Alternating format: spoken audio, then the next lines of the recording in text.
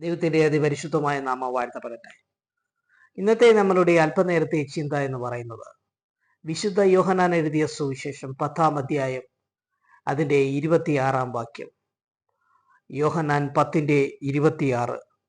നിങ്ങളോ എൻ്റെ ആടുകളുടെ കൂട്ടത്തിലുള്ളവരല്ലായികയാൽ വിശ്വസിക്കുന്നില്ല. എൻ്റെ ആടുകൾ എൻ്റെ ശബ്ദം കേൾക്കുന്നു. കർത്താവായ യേശുക്രിസ്തുവിന്റെ ഒരു പ്രസ്താവനയാണ് ഇവിടെ കാണുവാൻ സാധിക്കുന്നത്. എൻ്റെ ആടുകൾ എൻ്റെ ശബ്ദം കേൾക്കുന്നു. എൻ്റെ ആടുകൾ എന്ന് അവിടെ പറയുന്നത് കർത്താവായ യേശു ക്രിസ്തുവിൽ വിശ്വസിക്കുന്ന തൻ്റെ വിശ്വാസികളെയാണ്. അവരാണ് എൻ്റെ ആടുകൾ എന്ന് അവിടെ ഉപമിക്കുന്നത്. എന്നാൽ തന്നിൽ വിശ്വസിക്കാത്ത യഹൂദന്മാരുണ്ട്. അവർ യേശു ക്രിസ്തുവിന്റെ കൂട്ടത്തിലുള്ള ആടുകൾ അല്ലെന്നുള്ള ഒരു ഉപമയാണ് ഇവിടെ കാണുവാൻ സാധിക്കുന്നത്. അപ്പോൾ ഇവിടെ മനസ്സിലാക്കുവാൻ സാധിക്കുന്നത് തന്നിൽ വിശ്വസിക്കാത്തവർ എന്ന് പറയുന്നത് അവന്റെ ആടുകൾ അല്ല എന്നുള്ള ഒരു ഉപമയാണ് നമുക്ക് ഇവിടെ കാണാൻ സാധിക്കുന്നത്. അപ്പോൾ തന്നിൽ വിശ്വസിക്കുന്നവർക്ക് ദൈവത്തിന്റെ ശബ്ദം കേൾക്കുവാൻ കഴിയും. അതാണ് ഇവിടെ കർത്താവായ യേശു ക്രിസ്തു പറയുന്നത്, എൻ്റെ ആടുകൾ എൻ്റെ ശബ്ദം കേൾക്കുന്നു. അതുകൊണ്ട് ഇന്ന് നമുക്ക് മനസ്സിലാക്കുവാൻ സാധിക്കുന്നത്, ഇന്നത്തെ നമ്മളുടെ ചിന്ത എന്ന് പറയുന്നത് ദൈവശബ്ദം കേൾക്കുന്ന മനുഷ്യർ. ഈ കർത്താവായ യേശു ക്രിസ്തുവിൽ വിശ്വസിച്ച് ഒരു മനുഷ്യൻ ആത്മീക ജീവിതം മുന്നോട്ട് പോകുമ്പോൾ അവന് അവന്റെ ആത്മീകതയിലൂടെ ദൈവശബ്ദം കേൾക്കുവാൻ സാധിക്കും. നമുക്കറിയാം, ബിലിയാം എന്ന് പറയുന്ന ഒരു വ്യക്തി ഒരു കഴുതയുടെ പുറത്തു കയറി പോകുമ്പോൾ ഇരുഭാഗത്തും മതിലുകളുള്ള മുന്തിരിത്തോട്ടമൊക്കെയുള്ള ഒരു സ്ഥലത്തൂടെ ഇങ്ങനെ കടന്നു പോകുന്ന ഒരവസ്ഥ നമുക്ക് കാണുവാൻ സാധിക്കുന്നു. എന്നാൽ യഹോവയുടെ ദൂതൻ അവർക്ക് മുൻപിൽ ഒരു തടസ്സമായിട്ട് നിൽക്കുന്നത് നമുക്ക് കാണുവാൻ സാധിക്കുന്നു. ഇവിടെ മനസ്സിലാക്കുവാൻ സാധിക്കുന്നത്, ആ സമയത്ത് ഈ കഴുതയ്ക്ക് മുന്നോട്ട് പോകാൻ കഴിയാത്തൊരവസ്ഥ. അപ്പോൾ മനസ്സിലാക്കുവാൻ സാധിക്കുന്നത്, യഹോവയുടെ ദൂതൻ ബിലിയാമിനോട് സംസാരിക്കുന്ന ഒരവസ്ഥയാണ് നമുക്കിവിടെ കാണുവാൻ സാധിക്കുന്നത്. അതുകൊണ്ട് ഇവിടെ ദൈവശബ്ദം കേൾക്കുന്ന ബിലിയാമിനെയാണ് നമുക്ക് ഇവിടെ കാണുവാൻ സാധിക്കുന്നത്. യഹോവയായ ദൈവം തൻ്റെ ദൂതൻ വഴി ബിലിയാമിനോട് സംസാരിക്കുകയാണ്. എന്നാൽ നമുക്കറിയാം, ആദ്യം ബിലിയാമിന് ഈ ദൂതനെ കാണുവാൻ സാധിക്കുന്നില്ല. എന്നാൽ കഴുതയ്ക്ക് ഈ ദൂതനെ കാണുവാൻ സാധിക്കും. പിന്നീട് ഉള്ള അവസ്ഥയിൽ ബിലിയാമിന്റെ കണ്ണ് ദൈവം തുറക്കുന്നതോടുകൂടെയാണ് ആ ദൂതനെ ബിലിയാമിന് കാണുവാൻ സാധിക്കുന്നത്. അപ്പോൾ ദൈവശബ്ദം കേൾക്കുന്ന ഒരു ബിലിയാമിനെയാണ് ഇവിടെ നമുക്ക് ഈ അധ്യായത്തിൽ നിന്ന് മനസ്സിലാക്കുവാൻ സാധിക്കുന്നത്. അപ്പോൾ നമുക്ക് മനസ്സിലാക്കുവാൻ സാധിക്കുന്നത് മറ്റൊന്നുമല്ല, ഈ ദൂതൻ ബിലിയാമിനോട് പറയുന്നത്, ഇവരോടൊപ്പം പോകുക, ഞാൻ പറയുന്നത് മാത്രമേ നിന്റെ വായിൽ നിന്ന് വരാവൂ എന്നുള്ളൊരു ദൈവശബ്ദമാണ് അവിടെ കാണുന്നത്. ഈ ദൈവശബ്ദമാണ് ബിലിയാം കേൾക്കുന്നത്. ദൈവശബ്ദം കേൾക്കുന്ന മനുഷ്യന് ഉദാഹരണമാണ് ഇവിടെ ബിലിയാം എന്ന് പറയുന്നത്. അതുകൊണ്ട് നമുക്ക് മനസ്സിലാക്കാൻ കഴിയുന്ന ഏറ്റവും വലിയൊരു കാര്യം എന്ന് പറയുന്നത്, ദൈവം കൽപ്പിക്കുന്നതല്ലാതെ ഒന്നും നീ പറയരുത് എന്നുള്ളൊരു ദൈവശബ്ദം ഇവിടെ കാണുവാൻ സാധിക്കുന്നു. ബിലിയാമിന്റെ കൂടെ വേറെ ചിലരുമുണ്ട്. അപ്പോൾ നമുക്ക് മനസ്സിലാക്കുവാൻ സാധിക്കുന്നത്, ബിലിയാമിന്റെ ജീവിതത്തിനകത്ത് ദൈവവുമായിട്ടുള്ള ബന്ധത്തിൽ ദൈവത്തിന്റെ ഭക്തനായി ജീവിച്ചതുകൊണ്ട് ബിലിയാമിന് ദൈവത്തെ അറിയുവാൻ സാധിച്ചു. അങ്ങനെ അതുവഴി ദൈവശബ്ദം കേട്ട് ദൈവത്തിന്റെ ഒരു നിർദ്ദേശപ്രകാരം മുൻപോട്ട് പോകുന്ന ഒരു വ്യക്തിയാണ് ഇവിടെ കാണുന്നത്. അതുകൊണ്ട് ബാലാക്കിന്റെ പ്രഭുക്കന്മാരുടെ കൂടെ ബിലിയാം അതുകൊണ്ട് മുന്നോട്ട് പോകുന്നതായിട്ട് നമുക്ക് കാണുവാൻ സാധിക്കുന്നു. ദൈവശബ്ദം കേൾക്കുന്ന ഒരു വ്യക്തിയാണോ നമ്മൾ? എൻ്റെ ആടുകൾ എൻ്റെ ശബ്ദം കേൾക്കുന്നു. നിങ്ങൾ എൻ്റെ ആടുകളുടെ കൂട്ടത്തിലുള്ളവരല്ലെങ്കിൽ നിങ്ങൾക്ക് എൻ്റെ ശബ്ദം കേൾക്കാൻ കഴിയത്തില്ലെന്ന് കർത്താവായ യേശുക്രിസ്തു പറയുന്നതിന്റെ അർത്ഥം, ദൈവത്തിൽ വിശ്വസിക്കുന്ന തങ്ങളുടെ മക്കൾക്കല്ലാതെ ദൈവശബ്ദം കേൾക്കുവാൻ കഴിയുകയില്ല. അതുകൊണ്ട് നമുക്ക് മനസ്സിലാക്കുവാൻ സാധിക്കുന്നത്, നമ്മൾ മുന്നോട്ട് പോകുമ്പോൾ, ദൈവവചനത്തിന്റെ അടിസ്ഥാനത്തിൽ മുന്നോട്ട് പോകുമ്പോൾ, ദൈവത്തിന്റെ പരിശുദ്ധാത്മാവിനാൽ ദൈവശബ്ദം നമുക്ക് കാണുകയും നമ്മുടെ ജീവിതത്തിനകത്ത് മുന്നോട്ടുള്ള പാത ദൈവം വെളിപ്പെടുത്തി തരുകയും ചെയ്യുന്നു. അതുകൊണ്ട് സ്വയം തനിക്ക് ഇഷ്ടമുള്ള രീതിയിൽ പോകുവാനല്ല ബിലിയാമിനോട് ദൈവം പറയുന്നത്. ദൈവശബ്ദത്തിലൂടെ ഞാൻ പറയുന്നത് മാത്രമേ നീ പറയാവൂ എന്നുള്ളൊരു അവസ്ഥയിൽ കൂടിയാണ് കാണുന്നത്. ഇന്ന് നമുക്കൊരു ദൈവശബ്ദം കേൾക്കുവാൻ സാധിക്കുന്നു എങ്കിൽ നമ്മുടെ ജീവിതത്തിൽ എന്തു പറയണമെന്ന് ദൈവം നമുക്ക് അരുളി ചെയ്യും. നമ്മുടെ നാവിലൂടെ ദൈവം സംസാരിക്കും. ദൈവം പറയുന്നതല്ലാതെ നമ്മൾക്കൊന്നും പറയുവാൻ സാധിക്കുകയില്ല. അബ്രഹാമിനെ കുറിച്ച് നമ്മൾ പഠിക്കുമ്പോൾ നമുക്ക് മനസ്സിലാക്കുവാൻ സാധിക്കുന്ന ദൈവശബ്ദം കേൾക്കുന്ന അബ്രഹാമിനെയാണ്. അബ്രഹാം ദൈവത്തിന്റെ ആജ്ഞപ്രകാരം മോറിയ മലയിലേക്ക് യാഗം കഴിക്കുന്ന ഒരു അനുഭവത്തിലേക്ക് കടന്നു പോവുകയാണ്. അങ്ങനെ കടന്നു പോകുമ്പോൾ മോറിയ മലയിൽ അബ്രഹാം ഇസഹാക്കിനെ യാഗം കഴിക്കാൻ ഒരുങ്ങുമ്പോൾ, കത്തിയെടുക്കുമ്പോൾ ദൈവം പറയുന്ന ഒരു കാര്യമുണ്ട്. ഒരു അശശീരി അവിടെ കേൾക്കുകയാണ്, ബാലന്റെ മേൽ കൈവെക്കരുത്. അങ്ങനെ ദൈവം ആ ബാലനെ അവിടെ നിന്ന് രക്ഷിക്കുന്നു. അബ്രഹാം പരീക്ഷിക്കപ്പെട്ടെങ്കിലും കൃത്യസമയത്ത് ദൈവം തന്റെ ശബ്ദം കേൾപ്പിക്കുന്നതായിട്ട് നമുക്ക് കാണുവാൻ സാധിക്കും. അബ്രഹാമിന്റെ ജീവിതം കാണിക്കുന്ന ദൈവശബ്ദം കേൾക്കുന്ന മനുഷ്യനെയാണ്. നിന്റെ ജീവിതത്തിനകത്ത് നീ മുന്നോട്ട് പോകുമ്പോൾ ചില പരീക്ഷണങ്ങൾ ഉണ്ടായെന്ന് വരാം, എന്നാൽ കൃത്യസമയത്ത് ദൈവത്തിന്റെ ശബ്ദം അവൻ കേൾപ്പിക്കും. അതാണ് ദൈവം എന്ന് പറയുന്നത്.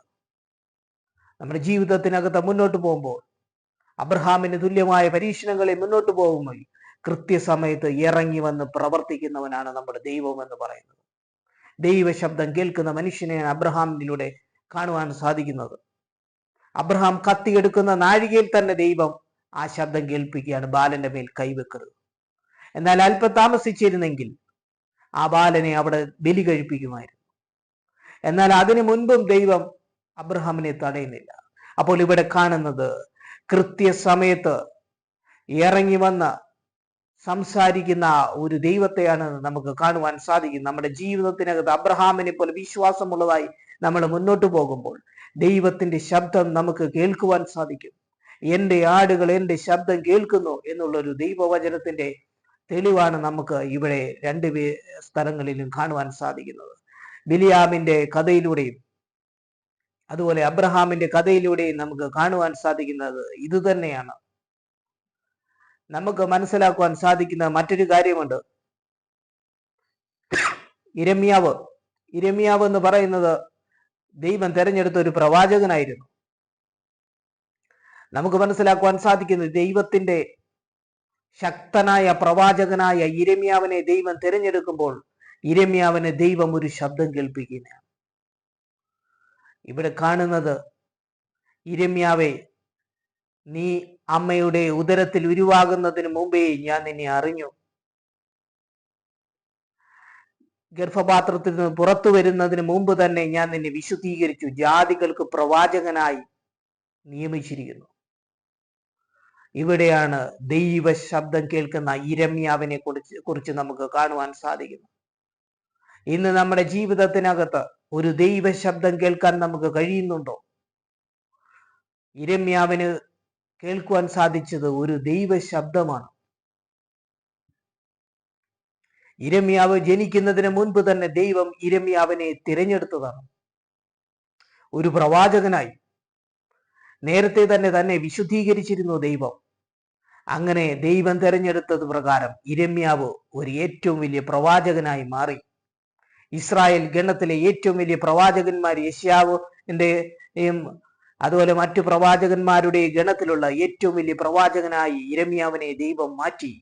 ഇവിടെ ഇരമ്യാവിന്റെ ജീവിതത്തിലൂടെ നമുക്ക് മനസ്സിലാക്കുവാൻ സാധിക്കുന്ന ദൈവ ശബ്ദം കേൾക്കുന്ന ഒരു ഭക്തനെയാണ് നമുക്ക് മനസ്സിലാക്കുവാൻ സാധിക്കുന്നത്. കർത്താവായ യേശുക്രിസ്തു പറയുന്ന കാര്യം, എൻ്റെ ആടുകൾ എൻ്റെ ശബ്ദം കേൾക്കുന്നു എന്ന് പറഞ്ഞാൽ നമ്മുടെ ജീവിതത്തിനകത്ത് യേശുക്രിസ്തുവിനെ സ്വന്തം രക്ഷിതാവായി സ്വീകരിച്ച് മുൻപോട്ട് സഞ്ചരിക്കുമ്പോൾ അവന്റെ ശബ്ദം നമ്മളുടെ പ്രതികൂലമായ അവസ്ഥകളെ നമുക്ക് കേൾക്കുവാൻ സാധിക്കും. അവൻ വഴി നടത്തുന്നവനാണ്.